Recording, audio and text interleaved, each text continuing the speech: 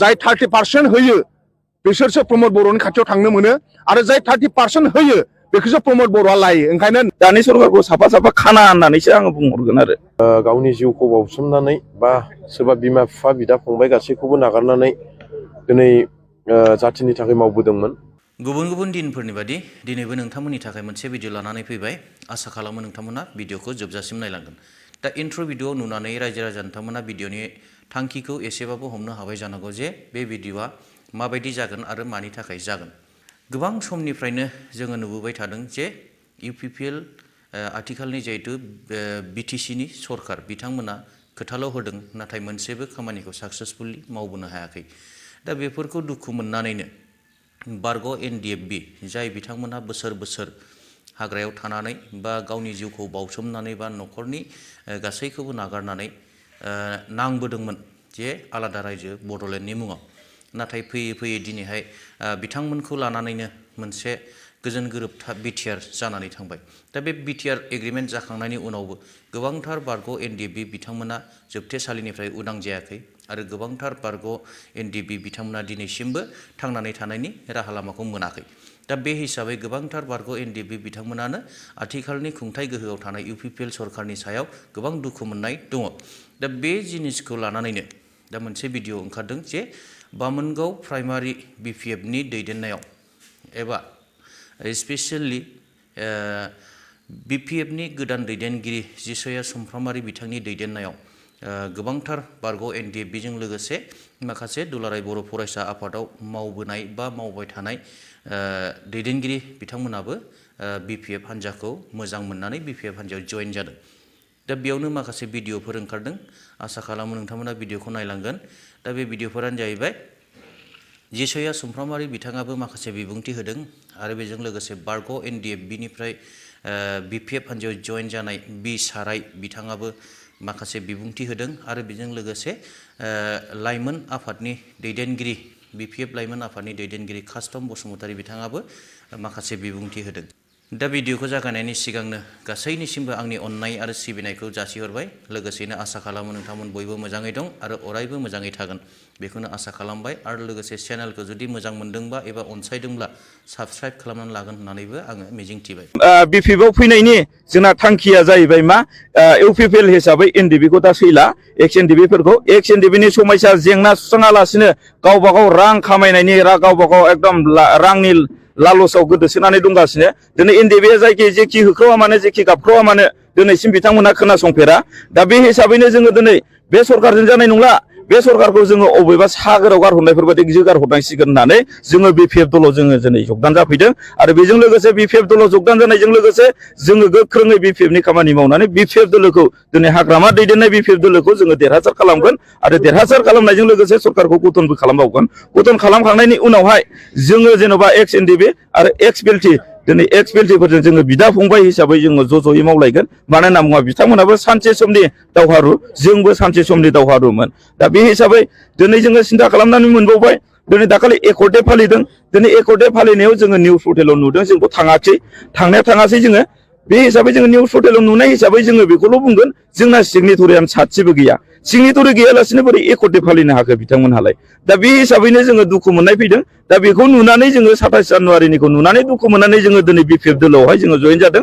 बेजों लोगोसे जोंहा जेन'बा जिसया सुमफ्रामारि बेनि मावनाय दांनाय जोङो बेखौ नुगासिनो दङ।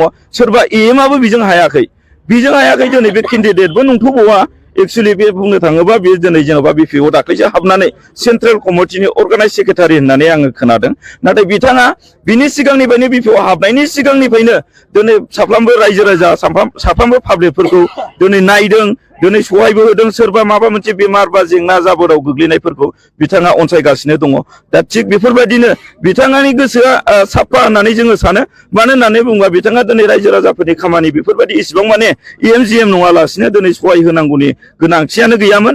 दा बेखौ जोङो नोजोर होनानैनो दिनै बे मानसिया थिगैनो जागोन आरो NDFBनि समस्या जेंनाखौ बिथाङानो सुस्रांनानै होगोन होननानै जोङो बिथांनि दारै जोङो बिथांनि थ्रुयै जोङो बेयाव दिनै 13 नं चिरां दुवार नैबे बामोनगाव बिसिडिसि एरियायावहाय जोङो बेखौ बे प्रग्रामखौ लाफैनाय जादों आरो बेखौनो जोङो बुंगोन जिसिया सुमफ्रामारि सारा जेराव दङ जे दोलाव थागोन जोंबो बे दोलाव थागोन दा बेखायनो जोंहा बिनि सायाव मोनसे मिजिं दङ मोनसे फोथायनाय दङ एनडिबि हिसाबै गासिबो बिथांनि थ्रुयै थांनानै थालांनो हागोन होननानै जोङो बेखौ आसा खालामनानै बिथांखौ जोङो सापर्ट होदों आरो सापर्टजों लोगोसे जोङो जेरैखि जाया जोङो सरकारखौ गठन खालामनायखौ जोङो नाजागोन आरो जोंनो बे सरकारखौ नाङा बे थगायसुला सरकारखौ जोंनो नांला जेनेबा बिसिना दिनै इलेक्सन खाथि बे समाव साख्रिया ओंखारलायसै बिसिना जेन'बा बिसिना इलेक्सन खाथि नालाय अबेबा सेल्फ हेल्पनि अबेबा हेन्टेननि खालामनानै होगोन बिपिएफ बिला नोंथांनि जे थालांनाय बारग' एनडिबिफोरनि जे समस्या बेखौ आबुङै मावफुंना होगोन नोंथाङा सानो बेखौ जोङो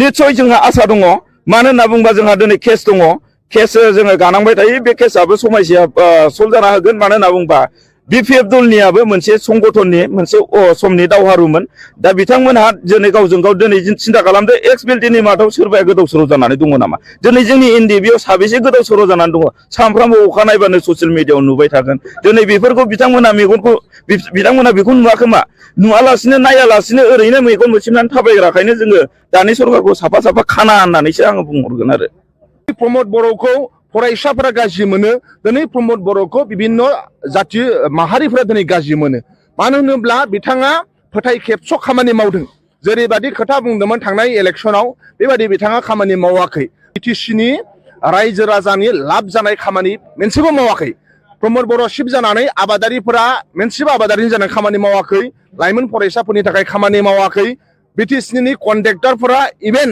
दामफार फाननो गोनां जाबाय जेसिबि फाननो गोनां जाबाय ओंखायनो दिनै प्रमद बर' हारसिं UPPL सरकार हारसिं आरो गासै बिटिसिनि हारि माहारिनि बे फैबाय थानाय जुजिनाया बिपिएफ दोलो जों मानाव गेदेर हाग्रामा महिलारि सारजों बिटिसिनि कन्ट्रेक्टरफोर दङ हाग्रामा महिलारि सारजों बिटिसिनि आबादारिफोरा दङ हाग्रामा महिलारि सारजों बिटिसिनि लाइमोनफोरा दङ हाग्रामा महिलारि सारजों बिटिसिनि फोरोंगिरि सानसुमै मेलेमजिबिफोरा दङ हाग्रामा महिलारि सारजों बिटिसिनि मोनफ्रोमबो हारि माहारिफ्रा दङ मानो होनबा बिथाङा बे ओनसोलखौ जौगानाय खामानि मावदों ओंखायनो जोङो बिराद साखाफारा फैबाय थानाय एमपि इलेक्सननि उनाव प्रमद बर'नि UPPL राजखान्थि दोला 80% खमजुरि जागोन 80% बिथांमोना दुर्बल जागोन एमपि इलेक्सननि उनाव आरो फैबाय थानाय 2025 बिटिसि इलेक्सननि उनाव 100% दुर्बल जागोन UPPL आरो 2026 आव जेला स्टेटनि एसेम्बलि इलेक्सन जागोन MLA इलेक्सन 2026 आव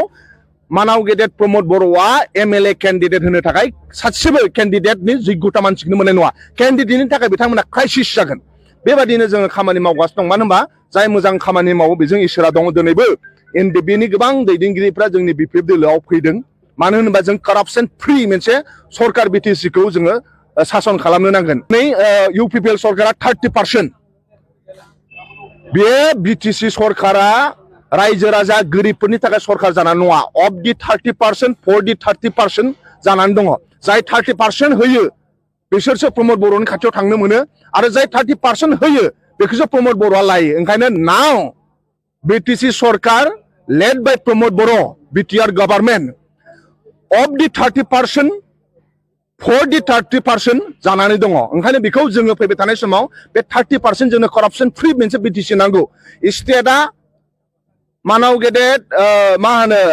जोंहा स्टेटआ आरो दिल्लीया जेरैबायदि फैसा हरो बिनि जौगानायनि थाखाय नाथाय बेखौ टटेलि बिथांमोना मिस इउज खालामजोबो फैसाखौ ओंखायनो बेखौ जोङो करापसन फ्रि मोनसे सरकार जों दानो नांगोन आरो ओरैहाय साहा ओनसोलाव गोबां जेंना सोलिगासिनो दङ मानाव गेदेर फेरेंगा बिथाङा ओरैबायदि बिथांमोननि सासनाव जे जोंहा हारिया थानो थाखाय न' गैया जादों उन्दुनो थाखाय न' गैया जादों गोबां मानसिनि न' दानसिदों सावदों गोबां आलाय आथानि जादों ओंखायनो बेखौ फेरेंगानि आरो प्रमद बर'नि सासनखौ साहा ओनसोलाव रायजो जानाय रायजो राजाया माब्लाबाबो बावा बिथांमोननि सासन कालाव साहा ओनसोलनि रायजो राजाया न' सावजादों न' सिमफाय जादों आलाय आथानि खालामजादों बे रागा जोंजोबनानै दङ साहा ओनसोलनि रायजो राजाया ओंखायनो बे साहा ओनसोलनि रायजो राजा बिथांमोना जेरै प्रमद बर'खौ रागा जोंदों फेरेंगाखौ रागा जोंदों आरो प्रमद बर' फेरेंगानि थाखाय न' सिमफाय जादों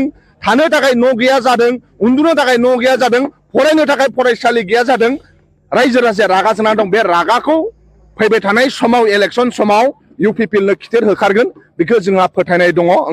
जों गोबाव समनिफ्रायनो जोङो नुनो मोनदों Ex-NDFBफ्रा दिनै जाथिनि थाखाय हारिनि थाखाय गावनि जिउखौ बावसोमनानै बा सोरबा बिमा बिफा बिदा फंबाय गासैखौबो नागारनानै दिनै जाथिनि थाखाय मावबोदोंमोन। दा बिथांमोननि थाखाय दिनै जि दानि हालोद बे हालोदाव दिनै नुनो मोनदों बिथांमोनखौ माने सोरबा सैमा मासेबो सुङा होननाय स्टाइलाव दिनै बिथांमोना दङ।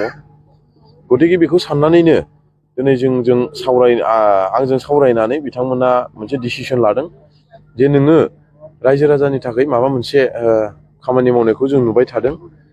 गतिके नोङो सानसे समाव जोंनि माबानि NDFBनि थाखाय बा सोरबा दैदेनगिरिनि थाखाय बा रायजो राजानि थाखाय माबा मोनसे मावगोन होननानै जों नोंखौ आसा खालामो होननानै दिनै बिथांमोना आंजों रायलायनानै गुबुन गुबुन दाब दाब जायगा 4 डिस्ट्रिक्टनिफ्राय लानानै 3 डिस्ट्रिक्टनिफ्राय लानानै क'क्राझार, चिरां आरो बाक्सा बे 3 डिस्ट्रिक्टनिफ्राय लानानै बिथांमोना आंजों जगाजग खालामनो दिनै जयनिं जाफैदों।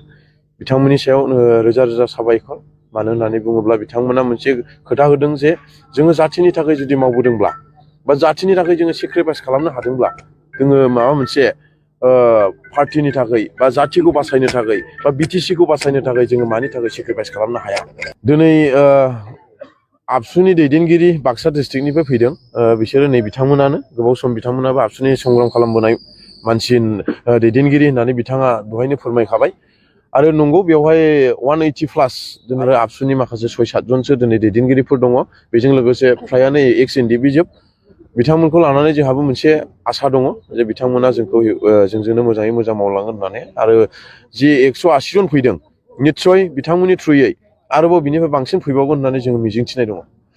दिनैनि भिडिअआ एसेखिनियानोसै। जायफोर बिथांमोना भिडिअखौ जोबजासिम नायबाय रोजा रोजा साबायखर थाबाय। उननि भिडिअआव लोगो मोनफिनबावगोन आसा खालामबाय। थेंक इउ, गोजोन्थों।